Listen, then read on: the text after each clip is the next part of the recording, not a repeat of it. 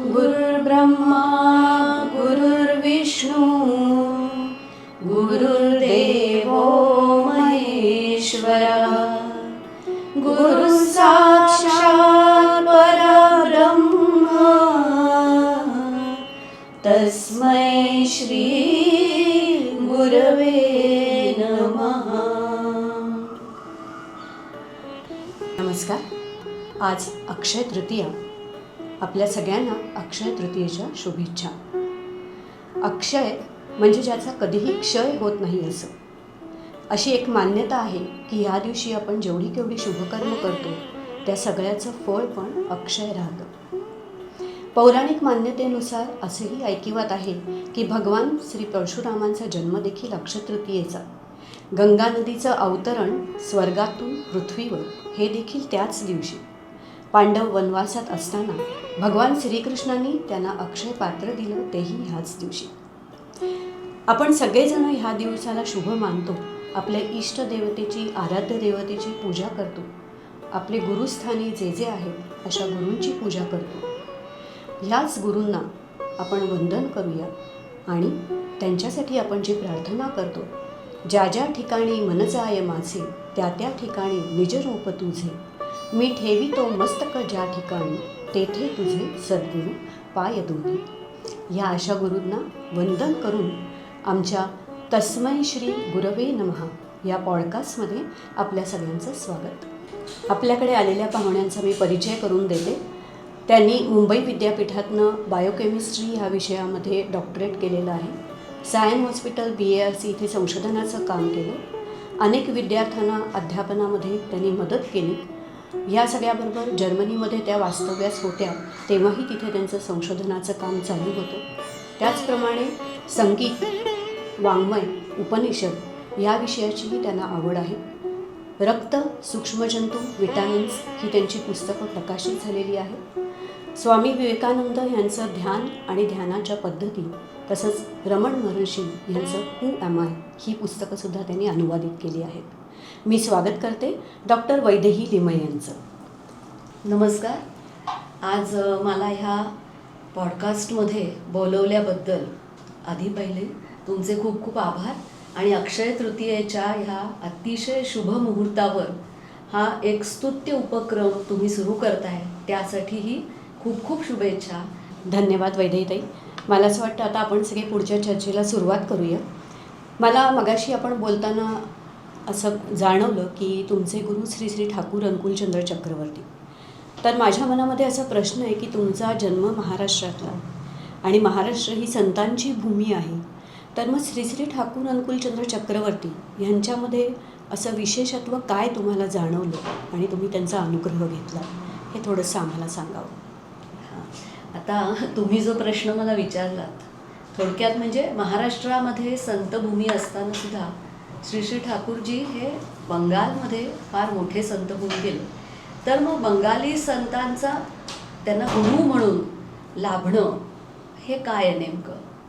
तर खरं सांगायचं ना तर मी ठाकूरजींशी खूप लहानपणापासून जोडली गेले.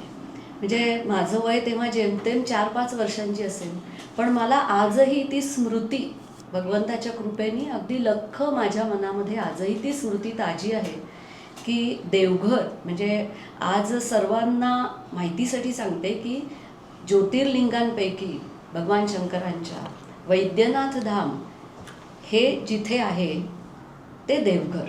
म्हणजे आज ते झारखंडमध्ये येतं आणि देवघरला श्री श्री ठाकूरजींची समाधी आहे. त्या समाधीवर मला त्यांचा नाममंत्र, त्याला आपण अनुग्रह म्हणा किंवा दीक्षा अशी मिळालेली होती.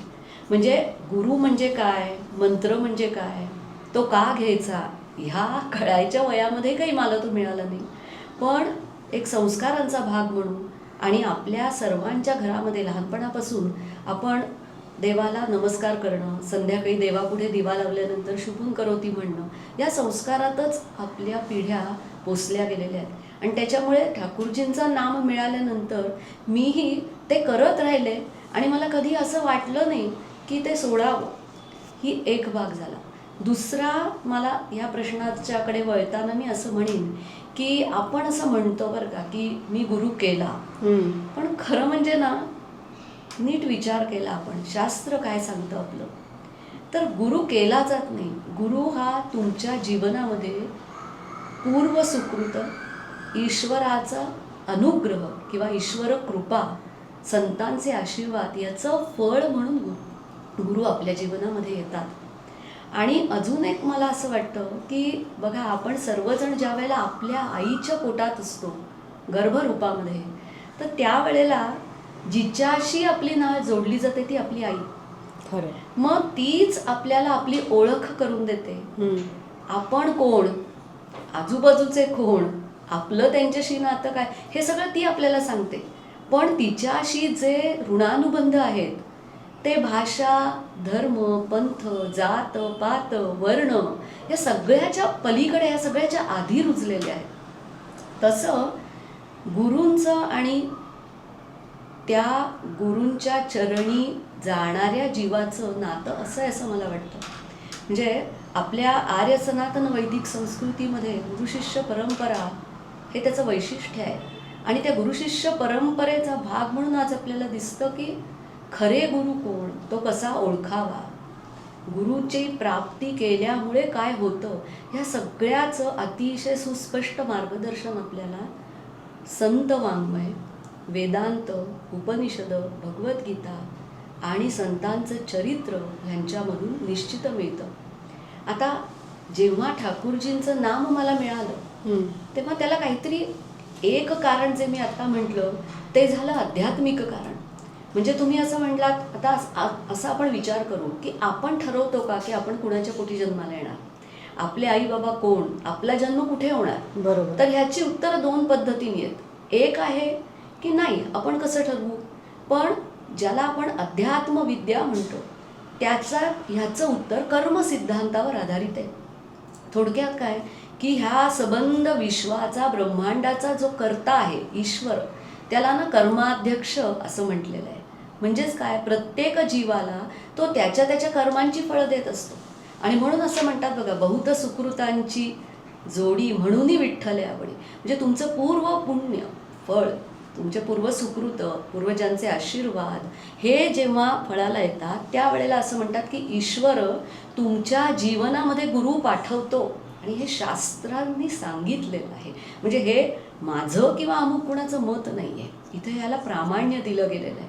आणि म्हणून ह्या प्रश्नाचं एक उत्तर असं होतं की हे भगवंताच्या विधीमध्ये, त्या प्रोटोकॉलमध्ये सुनिश्चित आहे की कोणाचं खातं कुठे आहे, कोणाचा गुरु कोण, हे डेफिनेटली ठरलेलं आहे. आपल्यासाठी ते अज्ञात आहे. आणि दुसरं उत्तर जे लौकिक दृष्टिकोनातून मी देईन, तर कोण कारणीभूत झाले अर्थात, तर माझे बाबा. कारण मी 4-5 वर्षाची असताना ठाण्याहून उठून देवघरला काही मी गेलेले नाही, मला कुणीतरी नेलं. आणि जे नेणारे आहेत त्यांनाही श्री श्री ठाकूरजींच्या चरणी आपले गुरु म्हणून समर्पक व्हावंसं वाटलं. परत ह्यालाही तर्काने उत्तर आली. एक छोटं मी सांगू शकते की ते स्टेट बँकेमध्ये त्यांनी काम केलं आणि ज्या वेळेला त्यांना ट्रेनिंगसाठी म्हणून हैदराबादला पाठवलेलं होतं, तर त्यावेळेला त्यांच्या तिथे एका सहकार्याने त्यांना एक छोटं पुस्तक दिलं. पुस्तकाचं नाव होतं सत्यानुसरण. तर ते पुस्तक म्हणजे माझे गुरु ठाकूरजी यांनी त्यांच्या वयाच्या 21-22व्या वर्षी लिहिलेलं आहे. अतिशय छोटं पण अतिशय अर्थगर्भ आणि सुंदर पुस्तक. आता ते पुस्तक वाचून माझे बाबा इतके त्याच्यामध्ये ओढले गेले. म्हणून परत आपण असं हे काय आहे की ही ह्या जन्मातली नाही आहे, ह्या जन्मजन्मांतरीची ऋणानुबंध जे आहेत ना, ते म्हणून ती ओढ तुम्हाला वाटते. आणि त्याच्यामुळे ते पूर्ण बदलले. त्यांनी ठाकूरजींना आपले गुरु म्हणून त्यांच्या चरणी स्वतःला समर्पित केलं आणि त्याच्यामुळे आमच्या कुटुंबाला तो लाभ झालेला आहे. आणि म्हणून तसे संस्कारामध्ये मी वाढले, म्हणून मी त्या सर्वांचे अतिशय कृतज्ञ आहे. माझे आई बाबा किंवा ठाकूरजींचे सगळे अनन्य भक्त, की आम्हाला तसं वातावरण मिळत गेलं आणि म्हणून मला त्यामध्ये मी रमायला लागले. मग कळत्या वयामध्ये मला जेव्हा मी गुरु म्हणजे काय हा विचार केला, मला वेदांताची आवड असल्यामुळे मी ते ऐकायचे. चिन्मय मिशनचे बरेचसे ज्ञानयज्ञ मला ऐकण्याचं भाग्य मिळालं. त्याच्यातून मग मला गुरु, मंत्र, अध्यात्म, परमार्थ याबद्दल हळूहळू स्पष्टता यायला लागली. आणि म्हणून थोडक्यात म्हणजे जी श्रद्धा आहे ना ती डोळच व्हायला लागली. अगदी आणि खरं. त्याच्यामुळे समाधान एक मिळालं मला स्वतःला. वा, खूप छान. मला असं वाटतं तुम्ही खरोखर भाग्यवान आहात. इतक्या लहान वयामध्ये तुम्हाला तुमच्या वडिलांच्या मार्फत का होईना तुमच्या गुरूंच्या स्थानी देवघरला जाण्याचा योग आला. मला असं वाटतं तुम्ही जसं म्हणलात तसं पूर्वसुकृतच असायला लागतं. हो. आपले आई वडील कोण आहेत हे तर आपल्याला आपण चॉईस करू शकत नाही, आपण ठरवू शकत नाही. आणि अशा आईवडिलांनी इतक्या लहान वयामध्ये तुम्हाला तिथे नेणं, हो. तुम्हाला त्याची गोडी असणं हेही कुठेतरी पूर्वसुकृतच आहे. नक्कीच. पण तरी मला पुढे जाऊन असं वाटतं की आपल्याकडे मी मगाशी म्हणलं तसं की महाराष्ट्रात खूप संत परंपरा आहे. हो. पण तरीसुद्धा एका वेगळ्या देवघरसारख्या ठिकाणी जाऊन ठाकूरजींबद्दल ऐकून पुढे जसजसं तुम्ही तुमचं वय मोठं होत गेलं तसतसं तुम्हाला त्यांच्याबद्दल श्रद्धा कशी वाढू लागली? असं काय नेमकं बीज तुमच्यामध्ये रोवलं गेलं होतं की ज्यामुळे श्रद्धा वाढीस लागली आणि आजही तुम्ही अनंत त्यांची पुस्तकंसुद्धा बंगालीमध्ये अनुवादित केलेली आहेत. तर ह्या श्रद्धा ह्या विषयावर थोडंसं तुम्ही सांगावं की ह्या गुरूंबद्दल तुम्हाला ओढ कशी वाटली आणि श्रद्धा कशी निर्माण झाली? आता याच्यातही एक गंमत आहे. तुम्ही मला विचारलं की ठाकूरजींचं नाम मला मिळालं. नाम आज आपण म्हणतो की कलियुगासाठी भगवंताचं नाम हे अतिशय उत्तम साधन दिलेलं आहे. बरोबर.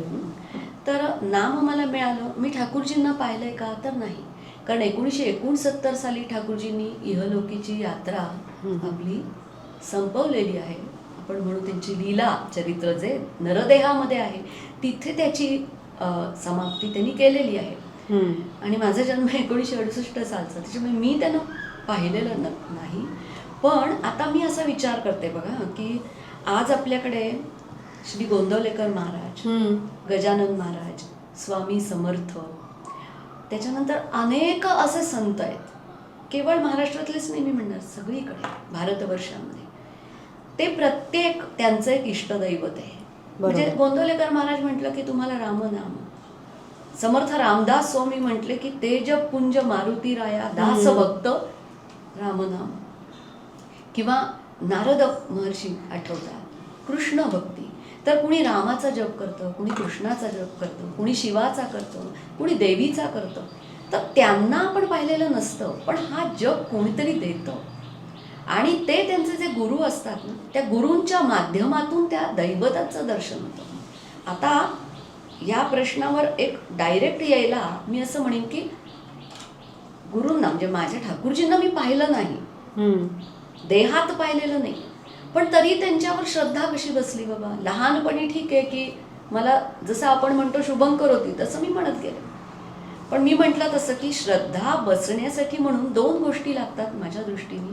एक म्हणजे ज्यांची आपण उपासना करतो त्यांचं चरित्र, त्यांचा स्वभाव, त्यांचा प्रभाव, त्यांचा प्रताप, त्यांचे गुण, त्यांची कीर्ती, त्यांचे विचार, त्यांनी समाजामध्ये असं काय बदल केले ज्यामुळे समाज हा अधिक उन्नतीकडे गेलाय का, मनुष्य बदललाय का, माणसाच्या चारित्र्यामध्ये तो मनुष्यत्वाकडून म्हणजे मनुष्य पशु प्राणी त्यातून चांगला मानव त्यातून देव मानव असं उन्नयन झालंय का. ह्या प्रश्नांचं जेव्हा मी टिकमार्क करत पडताळून तेव्हा मला परत भगवंताचे मी कोटी कोटी आभार मानते की मला असे अनन्य भक्त जे ठाकूरजींना शरण गेलेले त्यांचा संग लाभला, सत्संग. जसं गोंदवलेकर महाराजांचं आपण उदाहरण घ्या. आज गोंदवलेकर महाराजांना पाहिलेली मंडळी फारच कमी आहेत, पण त्यांचा शिष्य संप्रदाय खूप मोठा आहे आणि अतिशय भक्तिपूर्ण अंतःकरणाने ते त्यांची उपासना करतात. मग ह्याच्या मागचं कारण काय असावं?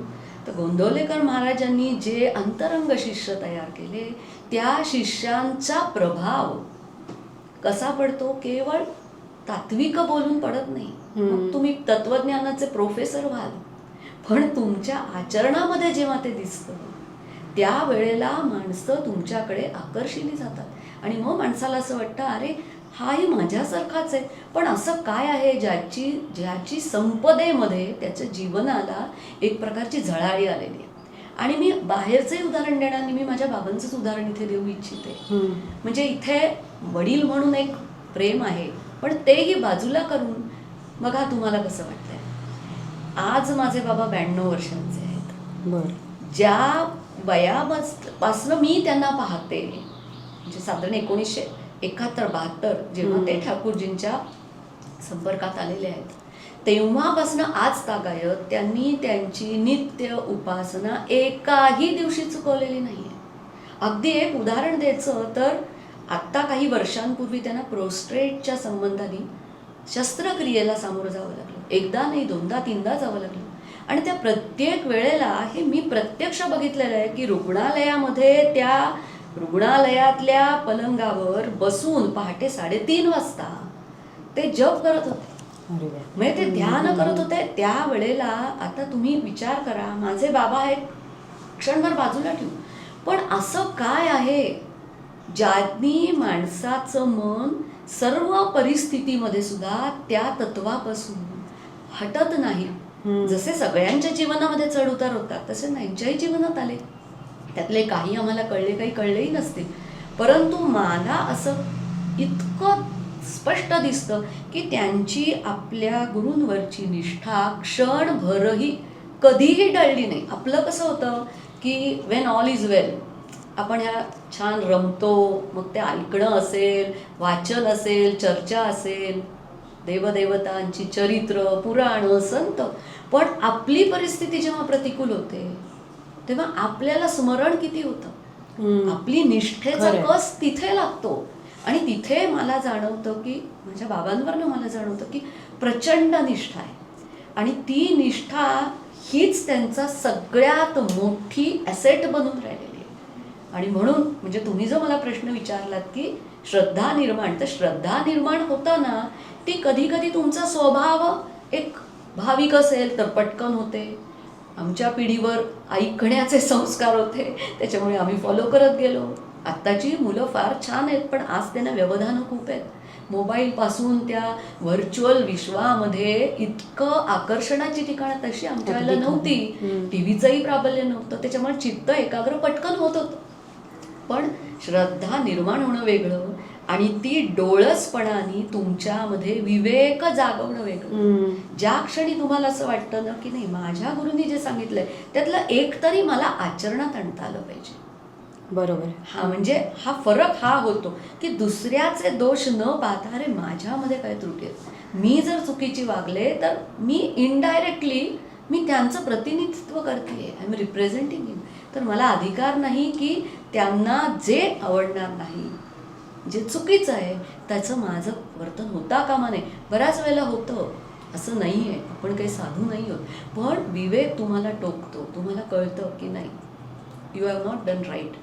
मग त्यावेळेला उपासना आहे. त्या म्हणून हा मार्ग इतका सुंदर आहे, पण तो कधी आहे ज्या वेळेला तुमची श्रद्धा विवेकाच्या ज्ञानाच्या पायावर असते आणि समर्पणासाठी तुम्ही तयार असता तेव्हा. वा, खूपच सुंदर. मला पण आत्ता अगदी म्हणजे तुमच्या बोलण्यातनं असं जाणवलं की तुम्हाला आवड लागली, तुमचे वडील निमित्त झाले, ही अगदी खरी गोष्ट आहे.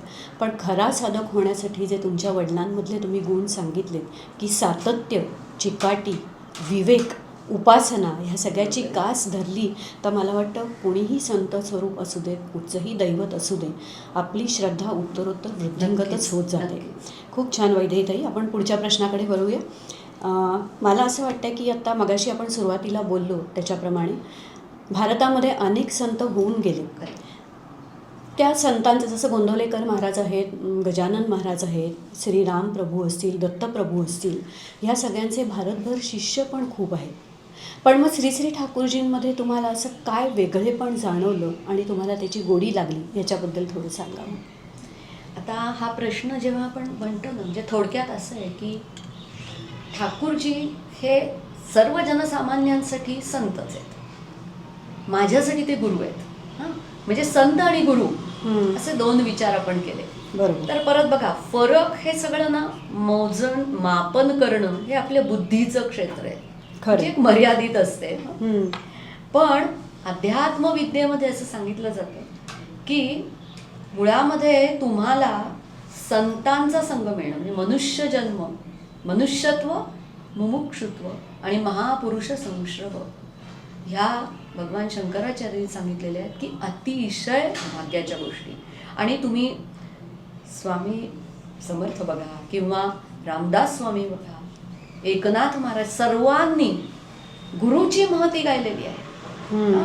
आता संत आणि गुरु ह्याच्यामध्ये एक छोटंसं मला अनुभवातून जे जाणवतं ते मी तुम्हाला सांगू इच्छिते. एक आपण असं उदाहरण घेऊया. बघा, प्रत्येक संताकडे तुम्ही जर गेलात, खरा संत, संत म्हणजे कोण मुळात हे आपण बघू. तर आपलं शास्त्र असं म्हणतं की संत हे समाजाचे नेत्र आहेत. खरं. संतांचं एका शब्दामध्ये व्यक्तित्व, त्यांचं स्वभाव, तर ऐसी कळवळ्याची जाती करी लाभाविण प्रीती. म्हणजे अहेतुकी करुणा हा ज्यांचा स्थायी भाव आहे, जे संबंध लोकांना त्यांनी उन्नत व्हावं, त्यांची सगळ्या ज्या काही चिंता आहेत, दुःख आहेत, त्याचं मूळ आहे अज्ञान, आणि त्याचा निराश करून मनुष्य जन्माला आल्यानंतर काय साधलं पाहिजे, ईश्वर प्राप्ती, किंवा तुम्ही त्याला म्हणा स्वरूपाचं ज्ञान, मी कोणची खरी ओळख, वेगवेगळ्या मार्गामध्ये त्याला वेगवेगळ्या पद्धतीने सांगितलं जातं. परंतु संत हे काय करतात, तर संत केवळ आपल्या आत्मज्ञानामध्ये तृप्त होऊन समाजापासून दूर जात नाहीत. त्यांना इतकी करुणा असते की प्रत्येक जीव तो जिथे आहे, जात पात वर्ण वंश गरीब श्रीमंत ह्याच्याशी काही देणं घेणं नाही, तो जसा आहे जिथे आहे तिथून त्याचं उन्नयन कसं व्हावं. आणि म्हणून संत, मला असं वाटतं, आज आपण स्वास्थ्याबद्दल म्हणतो. वर्ल्ड हेल्थ ऑर्गनायझेशनने अगदी व्याख्या केलेली आहे हेल्थची. Health is not just absence of a disease, पण ज्याच्यामध्ये तुम्हाला वेलनेस हा शारीरिक, मानसिक, बौद्धिक स्तरावर, एक स्तर अजून जाऊन आध्यात्मिक स्तरावर, फिजिकल, मेंटल, सोशल वेलबिंग असं WHO म्हणतं. तर मी असं नक्की म्हणेन की समाज मन निकोप ठेवायला, मनाचं आरोग्य राखायला आणि ते सुंदर करायला संतांचं मोठं योगदान आहे. आणि म्हणून संत हे मानवी समूहाच्या सामाजिक आरोग्याचे पाईक आहेत. एका अर्थाने असं म्हटलं तर ते वावगं ठरू नये.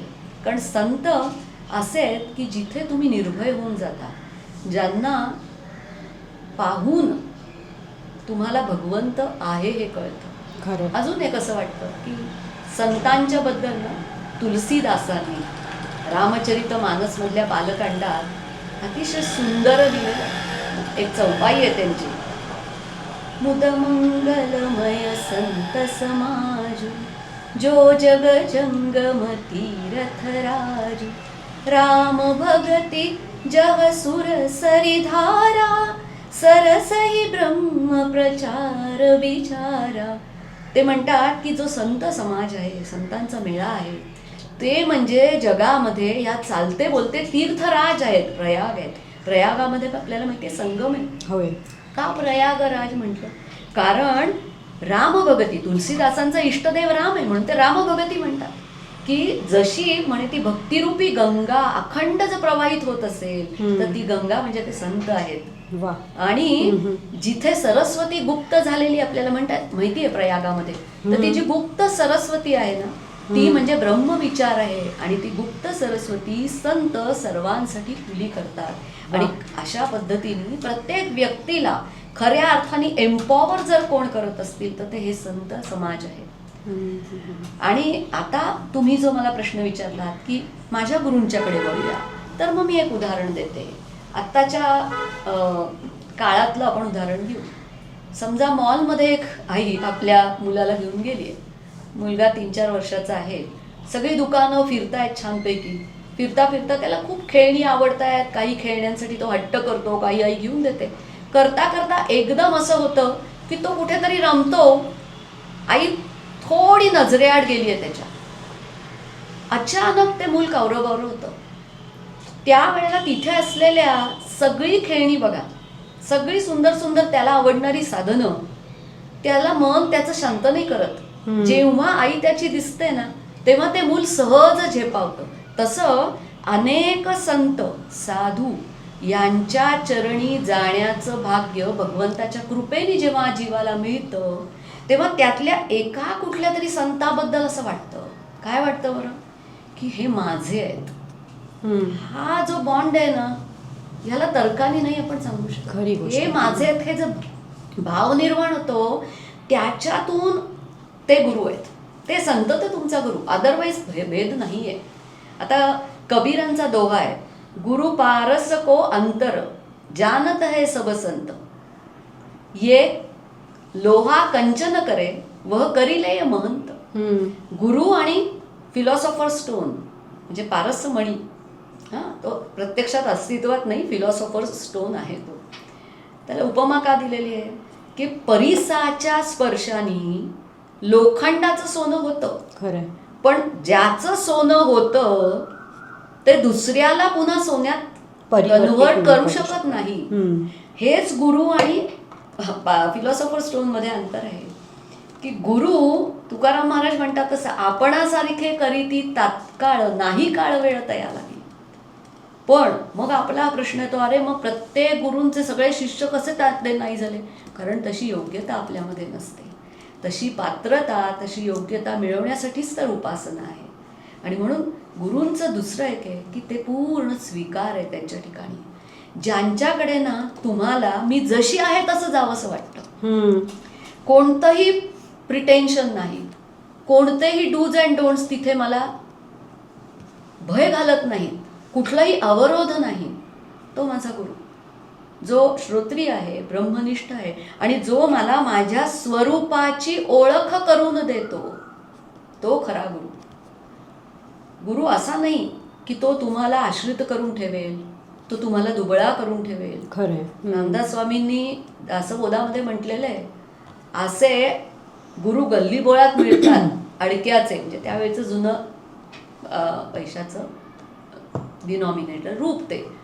पण खरा गुरु कसा ओळखावा? आणि म्हणून गुरु आणि संत ह्याच्यामध्ये भेद नाही, पण जिथे मला तो माझा आहे वाटतं आणि मला असं वाटतं की माझं प्रत्येक गोष्ट मी त्यांना सांगू शकते, कोणतंही सिक्रेट, मी कितीही पापं केली असली तरी मला तिथे फिअर नाही, मी ती सांगू शकते आणि मला माहिती आहे की ते मला शरण देतील आणि माझा उद्धार करतील.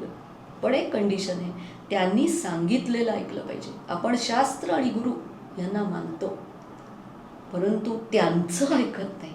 खरी इथे गोष्ट. आपलं थोडंसं कॉन्फ्लिक्ट येतो, पण हे एकंदर असं आहे. खूपच छान. मला असं वाटतं आपण जेवढी आत्ता त्यांच्याकडनं चर्चा ऐकतोय तर तुम्हाला जाणवलंच असेल की इतकी ओघवती आणि रसाळ वाणी, त्याच्याबद्दल वैज्ञानिक दृष्टिकोन आणि त्याचं ज्ञान, ह्या सगळ्यांनी समृद्ध असलेल्या वैदेहीताईंना आपण परत नक्की बोलावणार आहोत. आजच्या पॉडकास्टची सांगता करताना 1-2 मुद्दे मला असं वाटतं आहे त्याच्यावर आपण प्रकाश टाकूया आणि मग आपण पुढच्या भागात लगेच भेटू. त्या जसं म्हणल्या की संत ही गुरूंची किंवा ईश्वराची चालती बोलती प्रतिमा म्हणजे संत. आपण ईश्वराला बघू शकत नाही, पण संतांना आपण बघतो, त्यांचं चरित्र बघतो, त्यांच्याशी आपण बोलू शकतो, त्यांना गुरुस्थानी मानतो आणि तेच आपल्याला आपल्या स्वरूपाची जाणीव करून देतात. जसं त्या मगाशी म्हणल्या की परिसाच्या स्पर्शाने लोखंडाचं सोनं होतं, पण ज्याचं सोनं झालं आहे ते प्रत्येक गोष्टी सोन्यातच परिवर्तित होईल असं नाही आहे. त्याच्यासाठी तो संत, तो गुरु तेवढ्या ताकदीचा असायला लागतो. मला असं वाटतं आता आपण इथे थांबूया आणि वैदेही आम्हाला पुढच्याही भागामध्ये तुम्हाला नक्की इथे आमंत्रित करायला आवडेल. परत आपण पुढच्या भागामध्ये वैदेहीताईंकडनं खूप सारं ऐकणार आहोत. तर तुम्ही सगळ्यांनी तुम्हाला जे काय आमच्या या पॉडकास्टमधनं जे आवडलं आहे त्याच्याबद्दल नक्की कॉमेंट्स करा. धन्यवाद. भेटूया पुढच्या भागात. धन्यवाद.